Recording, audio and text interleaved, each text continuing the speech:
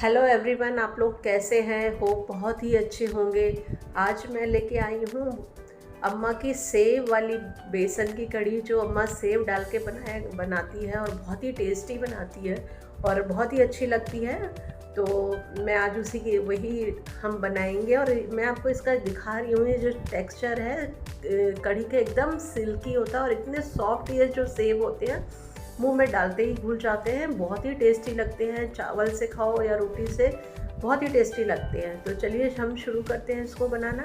एक पतीले में हमने थोड़ा सा पानी ले लिया है और 2 बड़े चम्मच हम इसमें बेसन के डाल लेंगे और उसको अच्छे से हम मिक्स कर लेंगे और एकदम बढ़िया से मिक्स करेंगे ताकि इसमें कोई लम्स ना रह जाए।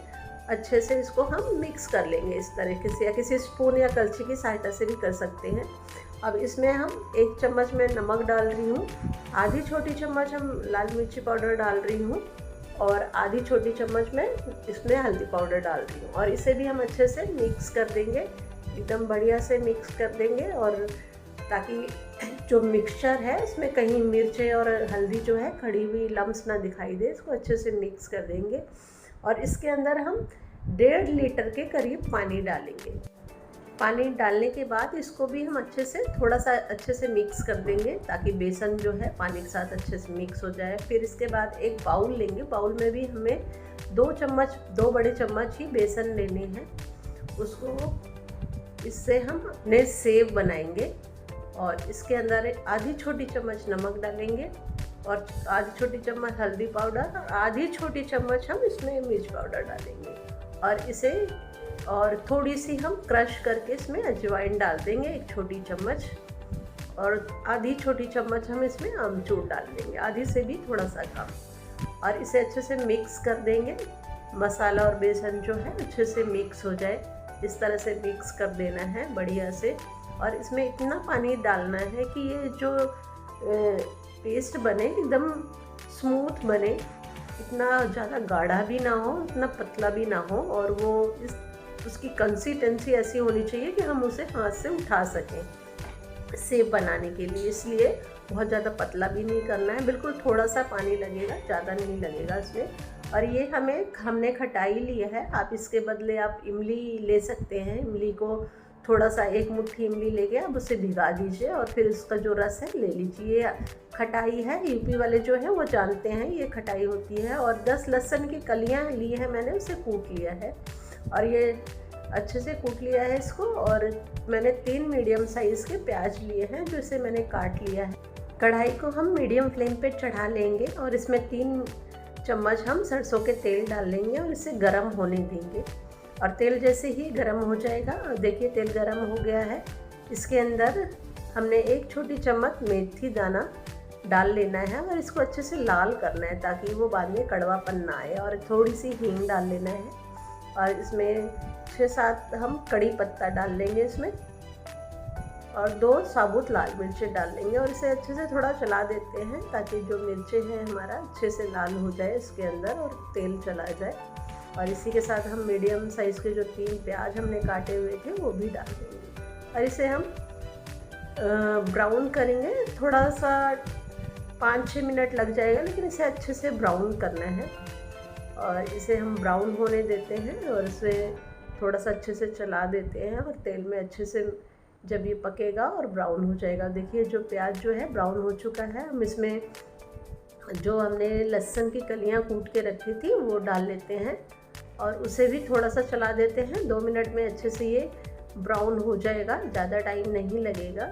और ये देखिए मेथी और उसकी ना बहुत ही अच्छी खुशबू आ रही है। अब इसके में हम अपने थोड़े मसाले डाल लेते हैं। 1 छोटी चम्मच हल्दी पाउडर और ये क्योंकि मिर्चें थोड़ा सा डाल चुके हैं इसलिए हाथ थोड़ा रुक रहा है, थोड़ा डाला है। और 2 छोटी चम्मच हमें धनिया पाउडर डालना है।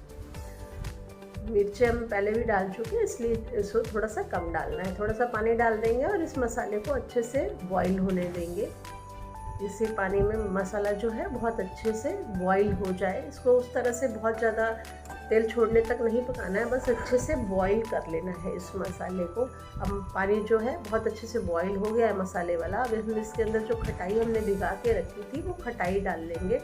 आप इसकी जगह इमली का पल्प डाल सकते हैं। आप इमली को भिगा दीजिए और उसे मसल के जो रस निकलता है वो रस निकाल लीजिए और वो इसकी जगह आप ये डाल सकते हैं। और देखिए जो ये है बहुत अच्छे से हमारा ये पूरा मसाला पानी जो है वो बॉईल हो चुका है और इसे हम बढ़िया से चला देते हैं। बहुत अच्छा सा रंग आ गया है इसका, बहुत बढ़िया से उबल रहा है, दिख रहा है आपको। और इसके अंदर हमें जो हमने बेसन वाला जो मिक्सचर बना के पानी का रखा था, बेसन और पानी, उसको हम इसमें डाल ले रहे हैं और बहुत बढ़िया से इसको घुमा के कर लेना, अगर तली में थोड़ा सा ही बेसन जो जमा हुआ होगा वो आ जाएगा। अब हमें इसको हमें थोड़ी देर तक चलाते रहना है, खाली ऐसे छोड़ना नहीं है, नहीं तो जो तली में बेसन जम जाता है उस तरह से हो जाएगा। कढ़ी तो आप बनाते ही हैं, आपको भी पता ही है, जब भी हम कढ़ी बनाते हैं तो उसको हमें पहले थोड़ी देर तक चलाते रहना पड़ता है, अगर ना चलाओ तो फिर वो तली में जम जाता है। अब देखिए बॉईल आ गया है, हम इसको एक बारी चला देते हैं और देखिए साइडों में जो झाग झाग हो रहा है, जब ये झाग ख़त्म हो जाएगा तब हमारी कढ़ी जो है बहुत अच्छे से पक जाएगी। अब ये बहुत बढ़िया से इसमें बॉईल आने लगा है, तो 3-4 मिनट तक हम इसे अच्छे से उबलने देंगे। अभी बॉईल आना शुरू हो गया है। जब ये बहुत बढ़िया से उबल जाएगा तो फिर हम आगे का प्रोसेस करेंगे। अब देखिए बॉईल बहुत अच्छे से आ गया है, 3-4 मिनट हो गया है। अब हम अपना सेव बनाने का प्रोसेस शुरू करते हैं। इस तरह से एक जाली वाला ले लेना है जिससे हम छानते हैं और अपने मिक्सचर को उठा के इस तरीके से अपने सेव बनाना है उल्टी साइड से, ताकि जो सेव बनती जाए और उस कढ़ाई में ये गिरता जाए और बॉईल साथ साथ में होता रहेगा। तो इसके जो सेव है बहुत वो गाढ़े, मतलब हार्ड जैसे जैसे उबलेगा हार्ड हो जाएगा। और इसी तरह से हमको सारे सेव जो है उबलती कढ़ी में बना लेने हैं, सारे इसमें डाल लेने हैं और बढ़िया से इसी तरह से सारे बना लेने हैं। और अब ये अच्छे से उबल रहा है, हमें अभी इसको छेड़ना नहीं है, 5-6 मिनट तक इसे हम ऐसे ही अच्छे से मीडियम फ्लेम पे उबलने देंगे और ये जो सेव है बहुत अच्छे से हो जाएंगे। देखिए जो ये है 5-6 मिनट बीत चुके हैं। अब ये सेव देखिए अच्छे से थोड़े हार्ड हो गए हैं, हार्ड इन द सेंस जो हमने बेसन डाला था उसके बाद से ये जो सेव बन के देखिए बहुत अच्छे से इसके अंदर एकदम अपनी शेप ले लिए हैं और एकदम फूले हो गए हैं, जिस तरह से पकोड़े फूल जाते हैं। अब ये जो कढ़ी है हमारी बहुत अच्छी हो गई है, बन के तैयार है। मैंने इसमें आधा चम्मच काला नमक इसमें डाल दिया है, क्योंकि नमक पहले 1 चम्मच डाला था और आधा चम्मच काला नमक डाला, इससे जो टेस्ट है और भी बहुत बढ़िया आ जाता है। अब सेब जो है वो भी बहुत अच्छे बन गए, एकदम टेक्सचर बहुत बढ़िया कढ़ी का है। इसको थोड़ा पतला ही बनाना है क्योंकि जब ये ठंडी हो जाती है तो काफ़ी गाढ़ी हो जाती है। अब देखिए साइडों में जो झाग आ रहा है ये वो वाला झाग नहीं है, कढ़ी हमारी बन चुकी है, ये सिर्फ सेब जो है ऊपर तैर रहे हैं इस तरह से, इसलिए इस तरह से है। अब ये आप रोटी से खाइए, चावल से खाइए, बहुत टेस्टी लगता है। और अब गैस बंद कर देंगे। कढ़ी हमारी बन चुकी है और खाने को एकदम तैयार है। आपको मेरी रेसिपी कैसी लगी ज़रूर बताइएगा। मेरी रेसिपी अच्छी लगी तो लाइक कीजिए, शेयर कीजिए एंड सब्सक्राइब कीजिए। Thank you for watching.